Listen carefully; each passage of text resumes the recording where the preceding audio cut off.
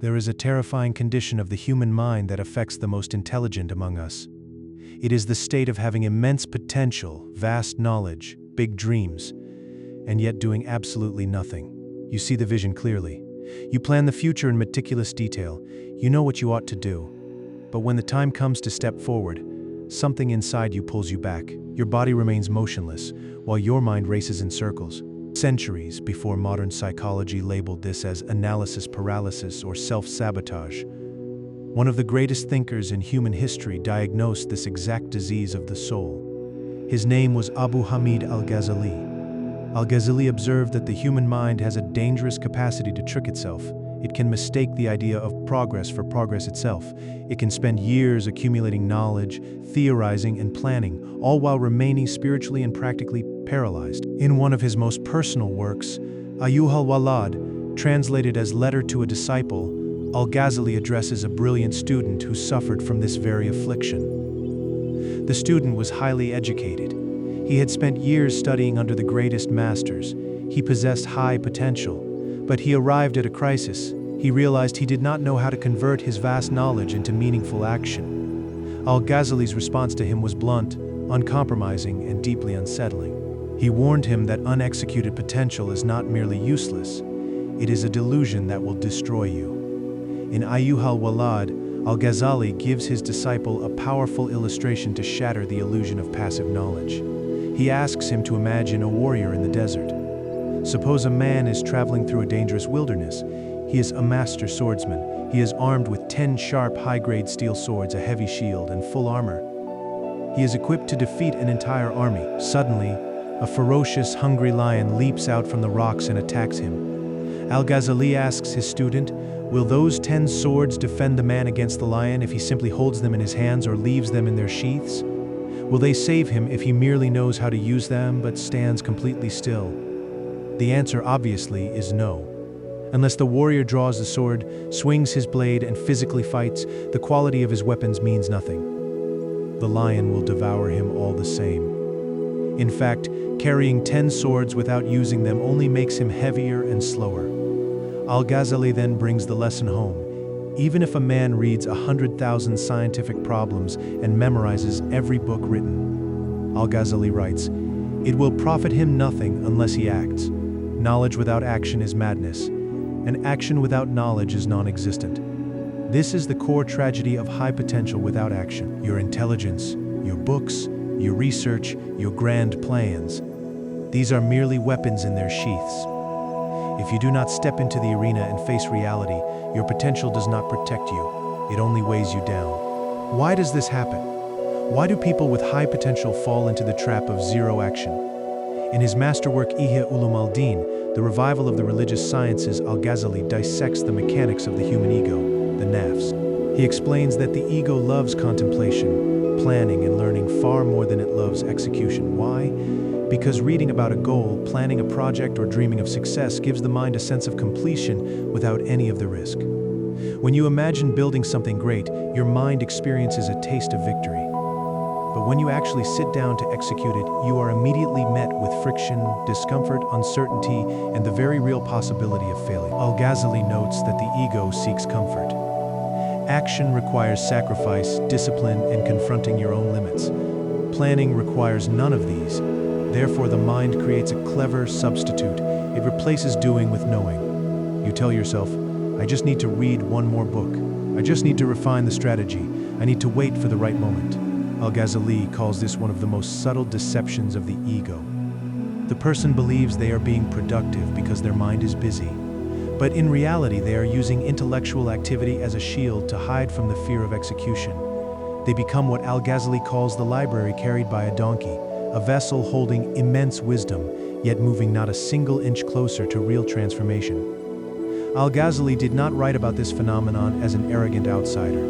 He lived it. In his autobiographical work, Al-Munqidh min al-Dalal, Deliverance from Error, he reveals that he personally suffered from a severe episode of paralysis caused by this exact conflict. In the year 1095, Al-Ghazali was at the absolute peak of his career in Baghdad. He held the most prestigious academic chair in the Islamic world at the Nizamiya University.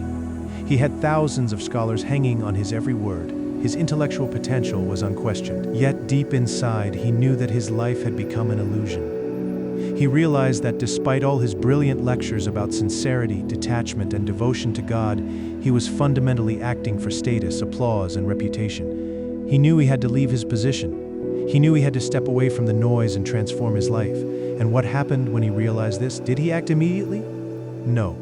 For 6 full months, Al-Ghazali was completely paralyzed. He writes that every morning he would wake up with the firm resolve to abandon his position and leave Baghdad.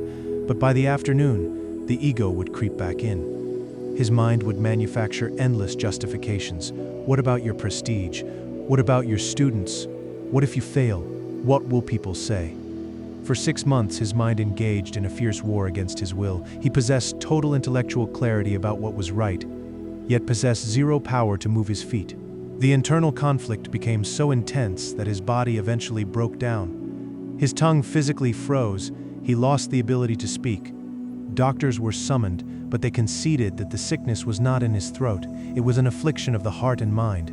It was only when his physical body surrendered that Al-Ghazali was finally forced to break the paralysis, abandon his wealth, and walk out of Baghdad in simple robes.